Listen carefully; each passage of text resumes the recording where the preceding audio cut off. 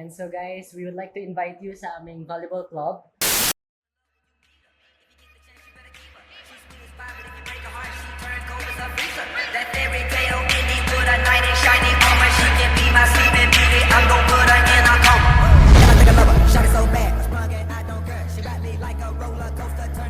Hi guys! Welcome sa aming first episode. Group from UVCSM or we call it United Volleyball Club of Santa Maria. And ngayon, sa first episode namin, magkakasama kaming tatlo pero hindi pa kami to Hi guys, I'm Yuan. Hi guys, I'm Louie. Sila yung isa sa mga members ng United Volleyball Club of Santa Maria. Si Louie, siya yung aming main setter. And Yuan is our team captain. And I'm Aki, the coach of United Volleyball Club of Santa Maria. So, sa araw na to, ang gagawin lang namin is gusto namin malaman ninyo para saan ba? Bakit meron kaming United Volleyball Club dito sa Santa Maria? Ano yung story? Bakit natin to nagawa? Yun yung gusto kong kwento natin sa mga nanonood ngayon. So, gusto ko muna malaman, ano yung part sa buhay ninyo wherein you decided na piliin yung sports na volleyball? Kasi ako tatanungin nyo, volleyball kasi ever since volleyball talaga yung naging sports ko and gusto ko talaga siya. And ito yung nagiging escape ko sometimes pag may problem, ganyan. Yeah. Dito ko binubuhos, ganun. Totoo. Ako kasi parang naging comfort zone ko talaga yung volleyball. At first kasi nakikita ko lang na may naglalaro sa school namin when I was in high school. And after that, parang yung time na gusto ko makahawak ng bola, kasi parang hindi nila ako na-recognize as a good volleyball player kasi nga ang liit ko. So parang hindi ako suited as being a volleyball player kasi most commonly, di ba, ang nakikita nga nila is mas matatangkad, ganyan. Talagang yung build ng katawan is talagang makikitang malakas and kayang makipagsabayan through that sport. Pero nakita ko yung sarili ko na why do I need to stop myself para i-pursue yung sport na yon? Kasi hindi naman ako yung pipili dun sa sport eh. Maaaring yung sport na yun yung pumili sa akin. And by my passion, yun, hindi man ako naging varsity player when I was in high school. Pagdating ko ng college, I make sure to myself na maging part ako ng volleyball club namin, maging isa akong varsity player. So, nag-start yon by a training from first year to second year, then third year yon. Nag-start na akong maging varsity ng PUP.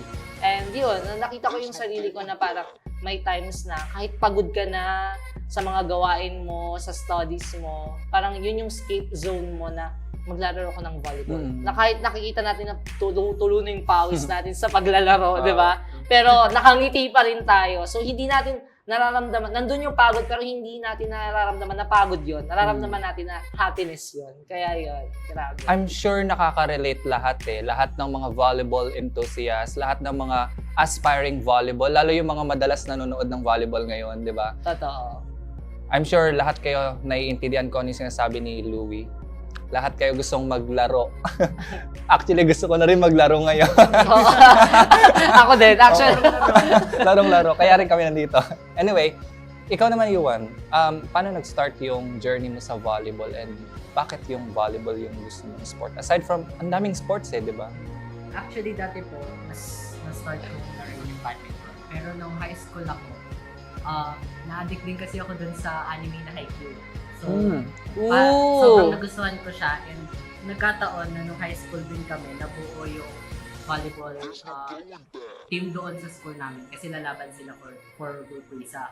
Pero since hindi ano siya, parang by choice siya, pipiliin yung players, hindi ako napili. Hindi ako kasali kasi sa iba kami lumaban. So, nakikita ko yung training nila, nakikita ko yung laro nila, and ako na-enjoy ko ng sobra yung panonood doon. And doon pa lang gusto ko na maglaro. And then nung senior high, nagkaroon ng chance na pwede ako makasali sa volleyball club namin sa school. Pero ang nangyari naman nag-pandemic, so naputol na naman yung momentum na. Grabe talaga yung pandemic. So hanggang sa nung pandemic naman, nanonood pa rin ako ng Haikyuu, rewatch ako ganyan. Tapos, nung nagkaroon tayo ng sports fest dito, doon pinush through ko na, uy, sali ako ng volleyball. Lalaro ako kahit hindi ako marunong pa, wala akong masyadong idea. Sumali ako, tapos hanggang sa, yun na nga, nabuo na tong team. Nagtuloy-tuloy na, sobrang minahal ko na siya lalo. Grabe no, siguro kung nung pandemic, kung na-pursue mo yun nung pandemic, baka Yung skills niya Oo. talaga, di ba? Diba? More than what the skills we have. Ako dun sa ano, hindi kunyari nakikita ko yung mga kalaro nating bata, paano kaya kung nung high school na experience ko yung paglalaro ng volleyball? Kasi ngayon sobrang na-enjoy ko siya. And sabi ko, sayang yung chance dati, sana nagkaroon din ako ng ganung chance. Pero since hindi na mababalik yun, ito na yung chance na meron, bumus tayo ng sobrang Yun, this is mine now talaga. Nice one, nice one. yung passion na siya eh. Kitang-kita ko rin naman yun eh kasi kapag nagte-training tayo si U1, talagang binibigay niya yung 100% niya. Hindi siya tinatamad sa court. Never ko yung nakita. Oo, grabe. Which is very helpful dun sa mga tao ngayon or sa mga kabataan na gustong matuto ng volleyball. This is the perfect time for you. So ngayon, binubuksan namin yung opportunity sa buong Bulacan. Siguro hindi lang buong Bulacan, kung kaya nyo dumayo dito, Quezon City, Manila, open. Hindi namin siya sinasarado sa lahat ng mga tao, but we're opening the opportunity to learn volleyball and to love volleyball. Kasi mas maganda na yun kaysa malulong kayo sa droga, di ba?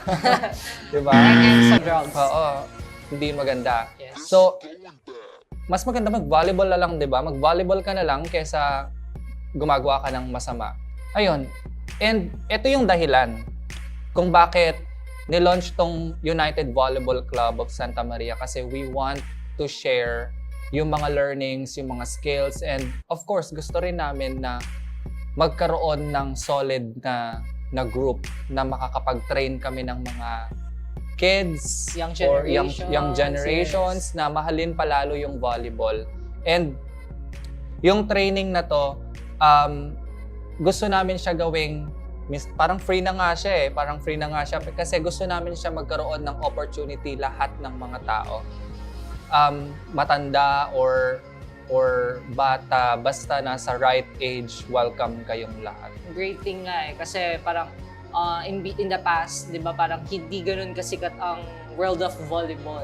Pero ngayon habang tumatagal, parang lumilevel na siya into basketball. So yung volleyball ngayon parang hindi na siya tiny sport lang. It's a grand sport na open for everyone, for kids, for young adults, for yung mga sabihin na nating may edad na. So etong volleyball club na to, it's not just for us. Parang hindi natin to inopen just for us para magkaroon tayo ng dagdag na skills. But instead, we're opening this volleyball club para din i-open sa kapwa natin mga youth, yan, yung mga gustong matuto ng volleyball, minamahal ang volleyball at patuloy na sumusuporta sa sports na volleyball. Exactly.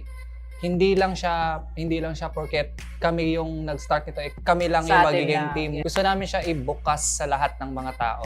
Ibukas sa lahat ng mga youth. Kagaya nga ng sabi ni Louie, buksan yung opportunity sa lahat ng gustong matuto ng volleyball. Usap kasi kami one time ni Yuan, then nung nag-usap kami, sabi ko, I think he said it once na parang talagang dedicated, gusto niya talagang matuto mag-volleyball. And because of that makes him the team captain of Hilaman Spikers. Kung gusto ninyong maging volleyball player in the future, kung nahihirapan pa kayong pumasok sa mga tryouts, nahihirapan kayong pumasok sa school ninyo as a volleyball player, welcome kayo dito sa United Volleyball Club of Santa Maria. We're so happy to teach you all the things that you need to learn prior to you joining your club in your own university or school. Hindi lahat mag-open ng ganito. Totoo. At mahal din yung pag-acquire ng coaches, hindi yun basta-basta, lalo yung mga training. So, grabe yung opportunity na to. Why? Because there's a lot of individual talaga na naglalaro lang ng volleyball. So, they're learning the volleyball on the streets, nakikilaro lang kung saan-saan. And this volleyball club, we're opening it para kahit papano, hindi lang sila basta maglaro ng volleyball lang, na parang napupulot lang nila yung aral dahil naglalaro lang sila. But instead, we're opening this volleyball club para mag-join sila and syempre, matutunan nila yung volleyball in a very, kung ano yung step-by-step process, paano yung tamang pag-receive, paano yung tamang pag-block, pag-spike, paano yung tamang pag-depensa. So we're giving you the opportunity na magkaroon kayo ng knowledge para matutunan nyo talaga yung volleyball. Hindi lang basta volleyball. So, ini-invite po namin kayo na mag-join sa aming volleyball club. And if you have any questions or concerns or mga gusto nyo malaman about sa club, just message us or comment dito sa may Facebook. And just keep on commenting, like, and follow the page to keep you updated sa ating mga volleyball activities. See you again, guys, on our next episode. See ya! Bye!